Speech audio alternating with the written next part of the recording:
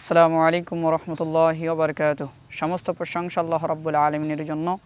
দরুদ বর্ষিত হোক মুহাম্মদ রাসূলুল্লাহ সাল্লাল্লাহু আলাইহি ওয়াসাল্লামের প্রতি।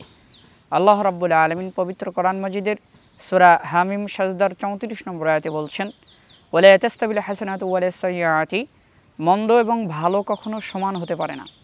দুনিয়াতে যত মন্দ রয়েছে, দুনিয়াতে যত মিথ্যা ধর্ম রয়েছে, মিথ্যা কল্প কাহিনী, বানোয়াট কিচ্ছা কাহিনী রয়েছে, এই সমস্ত কিছু কখনো সত্যের কাছে যেতে পারে না। একথা আল্লাহ রাব্বুল আলামিন ঘোষণা দিয়ে দিচ্ছেন।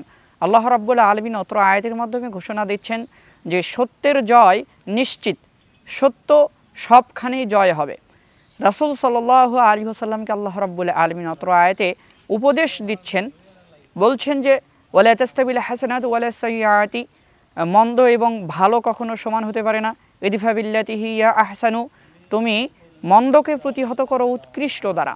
উৎকৃষ্টের বিপরীত হচ্ছে নিকৃষ্ট, নিকৃষ্টের বিপরীত হচ্ছে উৎকৃষ্ট। নিকৃষ্ট অর্থ খারাপ, উৎকৃষ্ট অর্থ ভালো। অর্থাৎ আল্লাহ রাব্বুল আলামিন রাসূল সাল্লাল্লাহু আলাইহি ওয়াসাল্লামকে উপদেশ দিচ্ছেন, তুমি মন্দকে প্রতিহত করো ভালো দ্বারা। কেউ যদি আপনাকে গালি দেয়, কেউ যদি আপনাকে অপবাদ দেয়, কেউ যদি আপনার পেছনে গীবত করে, তাহলে তাকে আপনি প্রতিহত করবেন ভালো কথা দ্বারা। তার প্রতি প্রতিশোধ নেওয়া যাবে না। কেউ আপনাকে গালি দিয়েছে মানে আপনি তাকে গালি দিয়ে কথা বলবেন, এমনটা করা যাবে না। এটা রাসূলের আদর্শ নয়। এই শিক্ষাটাই আল্লাহ রাব্বুল আলামিন রাসূল সাল্লাল্লাহু আলাইহি ওয়াসাল্লামকে বলছেন যে ইদফা বিল্লাতি হিয়া আহসানু, তুমি মন্দকে প্রতিহত করো উৎকৃষ্ট দ্বারা, মন্দকে প্রতিহত করো ভালো দ্বারা। ফাইজাল্লাযী বাইনাকা বাইনাহু আদাওয়াতুন কাআন্নাহু আলিয়্যুন হামিন, যদি তুমি মন্দকে প্রতিহত করো ভালো দ্বারা, তাহলে যার সাথে তোমার শত্রুতা আছে সে হয়ে যাবে তোমার অন্তরঙ্গ বন্ধুর মতো। সে আপনার অন্তরঙ্গ বন্ধুর মতো হয়ে যাবে। যখন আপনার সাথে কেউ শত্রুতা করছে, আপনি তাকে ভালো আচরণ করে কথা বলছেন, তার সাথে সদাচরণ করছেন, তখন সে আপনার বন্ধুর মতো হয়ে যাবে। এই উপদেশটাই আল্লাহ রাব্বুল আলামিন রাসূল সাল্লাল্লাহু আলাইহি ওয়াসাল্লামকে দিচ্ছেন। আয়েশা রাদিয়াল্লাহু আনহা হতে বর্ণিত, তিনি বলেন রাসূল সাল্লাল্লাহু আলাইহি ওয়াসাল্লাম তাকে বলছেন যে, হে আয়েশা, আল্লাহ কোমল, তিনি কোমলতাকে ভালোবাসেন। আর তিনি কোমলতার প্রতি যতটা অনুগ্রহ করেন, কঠোরতা বা অন্য কোনো আচরণের প্রতি তিনি ততটা অনুগ্রহ করেন না। তাহলে রাসূল সাল্লাল্লাহু আলাইহি ওয়াসাল্লাম তার নিজের স্ত্রী আয়েশাকে এই কথাই বলছে যে আল্লাহ কোমল। আল্লাহ কোমল অর্থাৎ আল্লাহ দয়াবান, আল্লাহ ক্ষমাশীল, আল্লাহ পুরো পৃথিবীকে লালন পালন করছেন, মানুষকে ক্ষমা করছেন, তার দয়ায় আমরা বেঁচে আছি। পৃথিবীতে যা কিছু রয়েছে, পৃথিবী এবং পৃথিবীর মাঝখানে যা কিছু রয়েছে, পৃথিবীর বাহিরেও যা কিছু রয়েছে, সব কিছুই আল্লাহর দয়ায় চলে। আল্লাহর দয়া ছাড়া প্রচলিত একটি কথা আছে যে আল্লাহর দয়া ছাড়া গাছের পাতাও নড়ে না। তিনি হচ্ছেন দয়াবান, তিনি হচ্ছেন ক্ষমাশীল, তিনি হচ্ছেন পরম করুণাময়। এই জন্য রাসূল সাল্লাল্লাহু আলাইহি ওয়াসাল্লাম বলছেন যে আল্লাহ কোমল, তিনি কোমলতাকে ভালোবাসেন। আল্লাহ রাব্বুল আলামিন নিজে কোমল, তিনি নিজে দয়াশীল, এবং দুনিয়ার মানুষ যারা দয়াশীল, দুনিয়ার মানুষ যারা কোমল, দুনিয়ার মানুষ যারা নম্র, তাদেরকে আল্লাহ রাব্বুল আলামিন ভালোবাসেন। এবং আল্লাহ রাব্বুল আলামিন বলছেন, রাসূল সাল্লাল্লাহু আলাইহি ওয়াসাল্লাম বলছেন যে তিনি আল্লাহ রাব্বুল আলামিন তিনি কোমলতার প্রতি যতটা অনুগ্রহ করেন, কঠোরতা বা অন্য কোনো আচরণের প্রতি তিনি ততটা অনুগ্রহ করেন না, ততটা দয়া দেখান না। এটা রাসূল সাল্লাল্লাহু আলাইহি ওয়াসাল্লাম আল্লাহ রাব্বুল আলামিনের ব্যাপারে বলছেন। তাহলে দুনিয়াতে যে মানুষ মানুষের সাথে সদাচরণ করে, মানুষের সাথে ভালো আচরণ করে, মানুষের সাথে ভালো ব্যবহার করে, তাদের প্রতি আল্লাহ রাব্বুল আলামিন সবচেয়ে বেশি দয়া দেখান, তাদের প্রতি আল্লাহ রাব্বুল আলামিন সবচেয়ে বেশি দয়া করেন। সম্মানিত উপস্থিতি, মুসলিমের অপর একটি বর্ণনায় আছে, একদা রাসূল সাল্লাল্লাহু আলাইহি ওয়াসাল্লাম আয়েশা রাদিয়াল্লাহু আনহাকে বলছেন যে হে আয়েশা, তুমি কোমলতাকে নিজের জন্য বাধ্যতামূলক করে নাও এবং কঠোরতা ও নির্লজ্জতা হতে নিজেকে বাঁচিয়ে রাখো। কারণ যার ভিতরে নম্রতা ও কোমলতা থাকে তার সৌন্দর্য বৃদ্ধি হয়, আর যার ভিতরে কোমলতা ও নম্রতা থাকে না তার দোষণীয় হয়ে পড়ে। রাসূল সাল্লাল্লাহু আলাইহি ওয়াসাল্লাম আয়েশা রাদিয়াল্লাহু আনহাকে এই উপদেশ দিচ্ছেন যে কোমলতাকে নিজের জন্য বাধ্যতামূলক করে নাও, নিজের জন্য বাধ্য করে নিতে হবে কোমলতা। মানুষের সাথে ভালো আচরণ করা নিজের জন্য বাধ্য করে নিতে হবে, এটা রাসূল সাল্লাল্লাহু আলাইহি ওয়াসাল্লামের আদেশ।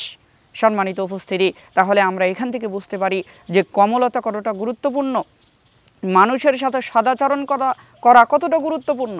মানুষের সাথে অবশ্যই আপনাকে সদাচরণ করতে হবে। অথচ আমাদের সমাজের মানুষ, আমরা দেখছি যে কোনো মানুষকে গালি দিয়েছে, গালি দিল কেন, এই জন্য ঝগড়া বিবাদ মারামারি লেগে গিয়েছে, একবারে বিশৃঙ্খল পরিস্থিতি তৈরি হয়ে গিয়েছে। আপনার সাথে যার ওঠা বসা, সে একদিন হঠাৎ করে একটু ভুল করে বসেছে, আপনি তার উপর রেগে গিয়েছেন, আপনি তাকে গালি দিচ্ছেন, তাকে অপমান করছেন। এই আচরণগুলো আমাদের সমাজে চলছে। আমাদের সমাজে আরও অনেক কাজ চলছে। মানুষ সব সময় নিজের বংশ গৌরব নিয়ে চলাফেরা করছে, অহংকারে নিয়ে চলাফেরা করছে। মুসলমানের মিল নেই। যেখানে রাসূল সাল্লাল্লাহু আলাইহি ওয়াসাল্লাম বলছেন, আল মুসলিমু আখুল মুসলিম, মুসলমান ভাই ভাই, একজন মুসলমান অপর মুসলমানের ভাই। আল মুসলিমুন সালমান মুসলিমুন মিন লিসানি ওয়া হায়াদি, খাঁটি মুসলমান ওই ব্যক্তি যাহার হাত ও মুখ হইতে অপর মুসলমান নিরাপদ থাকে। এটা রাসূল সাল্লাল্লাহু আলাইহি ওয়াসাল্লাম বলছেন। আপনি ততক্ষণ পর্যন্ত খাঁটি মুসলিম হতে পারবেন না যতক্ষণ পর্যন্ত আপনার মুখের কথাও হাতের কাজ দ্বারা আপনার ভাই নিরাপদ থাকে, আপনার পাড়া প্রতিবেশী নিরাপদ থাকে। রাসূল সাল্লাল্লাহু আলাইহি ওয়াসাল্লাম বলছেন, আল মুসলিমু আখুল মুসলিম, মুসলমান ভাই ভাই। তাহলে আপনি অপর মুসলমানের ভাই, তার সাথে আপনি কেন খারাপ আচরণ করবেন? তাকে আপনি কেন গালি দিবেন? তার পিছনে আপনি কেন অপবাদ দিবেন? আমাদের সমাজে এই ধরনের মানুষ রয়েছে, তাদের কাজটাই হচ্ছে মানুষের পিছনে লেগে থাকা, মানুষকে অপবাদ দেওয়া, মানুষের গীবত করা। তাহলে এই সমস্ত কাজ কখনো সদাচরণ হতে পারে না, এই সমস্ত কাজ কখনো ভালো আচরণ হতে পারে না। আল্লাহ রাব্বুল আলামিন আমাদেরকে বোঝার তৌফিক দান করুন। সকলে বলি আল্লাহুম্মা আমিন। রাসূল সাল্লাল্লাহু আলাইহি ওয়াসাল্লাম বলছেন, লা ইয়াদখুলুল জান্নাতাল জাওয়াজু ওয়ালাল জারিয়ু। অত্র হাদিসের অর্থ এটি যে রাসূল সাল্লাল্লাহু আলাইহি ওয়াসাল্লাম অত্র হাদিসে বলছেন যে কঠোর ও রুক্ষ স্বভাবের মানুষ কখনো জান্নাতে প্রবেশ করতে পারবে না। যে ব্যক্তি সবসময় কঠোর আচরণ করে, যে ব্যক্তি সবসময় রুক্ষ স্বভাবে রুক্ষ মেজাজে থাকে, এই ব্যক্তি কোনোদিন জান্নাতে প্রবেশ করতে পারবে না। এটা রাসূল সাল্লাল্লাহু আলাইহি ওয়াসাল্লামের কথা।